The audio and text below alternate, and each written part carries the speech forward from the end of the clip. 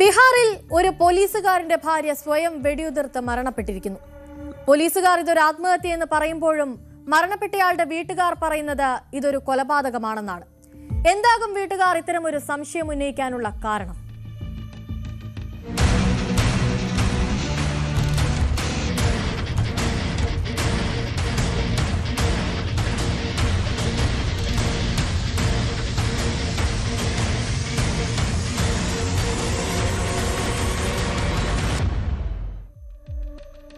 ബീഹാറിലെ മുൻഗേറിലെ ഒരു സബ് ഇൻസ്പെക്ടറുടെ ഭാര്യയാണ് ഭർത്താവിന്റെ സർവീസ് റിവോൾവർ ഉപയോഗിച്ച് വെടിവെച്ച് മരിച്ചത്.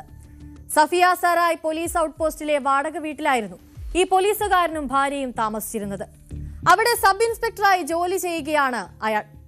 അങ്ങനെയിരിക്കെയാണ് ഒരു ദിവസം അപ്രതീക്ഷിതമായി പോലീസുകാരന്റെ ഭാര്യ അയാളുടെ സർവീസ് റിവോൾവർ ഉപയോഗിച്ച് സ്വയം വെടിയുതിർത്തു എന്ന വിവരം പോലീസിന് ലഭിക്കുന്നത്.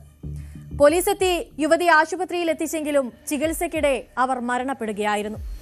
യുവതിയുടെ മരണത്തിൽ ആശുപത്രി അധികൃതർ നൽകുന്ന വിശദീകരണം കൂടി ഒന്ന് കേൾക്കാം. कभी मामला आया 6:30 के अराउंड हमारे अस्पताल में. वो पेशेंट ब्रॉड डेथ थी, तो मरी हुई आई थी. लेकिन फिर भी हमने अपना प्राइमरी जो इन्वेस्टिगेशन होता है वो करके उनको डेथ ही थी तो डिक्लेयर कर दिया ब्रॉड डेथ. गोली एकदम लेफ्ट साइड चेस्ट, मतलब चेस्ट के लेफ्ट साइड में लगा था और दोनों टाइप के वुंड थे, एंट्री वुंड भी थे और एग्जिट वुंड भी. 2025 ഫെബ്രുവരി 7-നായിരുന്നു ഈ പോലീസുകാരനുമായുള്ള യുവതിയുടെ വിവാഹം നടക്കുന്നത്. അതിനുശേഷം ഇരുവർക്കുമിടയിൽ തർക്കങ്ങൾ പതിവായിരുന്നെന്നാണ് യുവതിയുടെ കുടുംബം വ്യക്തമാക്കുന്നത്. പ്രാഥമിക ചോദ്യം ചെയ്യലിൽ എസ്ഐയും ഭാര്യയും തമ്മിൽ ഇടയ്ക്കിടെ ഗാർഹിക തർക്കങ്ങൾ ഉണ്ടായിരുന്നുവെന്ന് പോലീസിന് വ്യക്തമായി. മകളുടേത് മരണമല്ല, കൊലപാതകമാണെന്നാണ് യുവതിയുടെ പിതാവും പറയുന്നത്. മരുമകനും മറ്റൊരു പോലീസ് ഉദ്യോഗസ്ഥയും തമ്മിൽ ബന്ധമുണ്ടെന്നും ഇത് മകൾ ചോദ്യം ചെയ്യുന്നതാണ് ഇവർ തമ്മിൽ നിരന്തരം തർക്കമുണ്ടാകാനുള്ള കാരണമെന്നുമാണ് പിതാവ് പറയുന്നത്. ഇതേ കാര്യം പറഞ്ഞ് അയാൾ മകളെ പതിവായി ഉപദ്രവിക്കാറുണ്ടായിരുന്നുവെന്നും അവർ പറയുന്നു. യുവതിയുടെ മരണം കൊലപാതകമാണെന്നതിൽ വീട്ടുകാർ ഉറച്ചു നിൽക്കാനുള്ള കാരണവും ഇതുതന്നെയാണ്. കൂടാതെ സംഭവം നടക്കുന്നതിന് തൊട്ടു മുൻപ് വരെ മകളെ വിളിച്ചപ്പോൾ അവൾ വളരെ സന്തോഷവതിയായിരുന്നുവെന്നാണ് യുവതിയുടെ അമ്മയും പോലീസിനോട് പറഞ്ഞത്.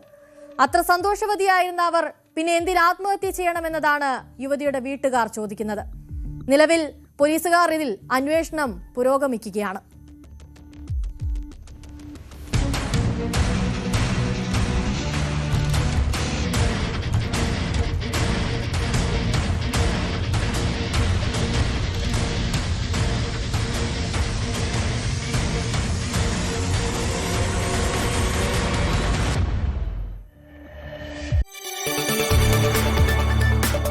കൂടുതൽ വാർത്തകൾക്ക് news 18 Keralam YouTube channel subscribe ചെയ്യുക.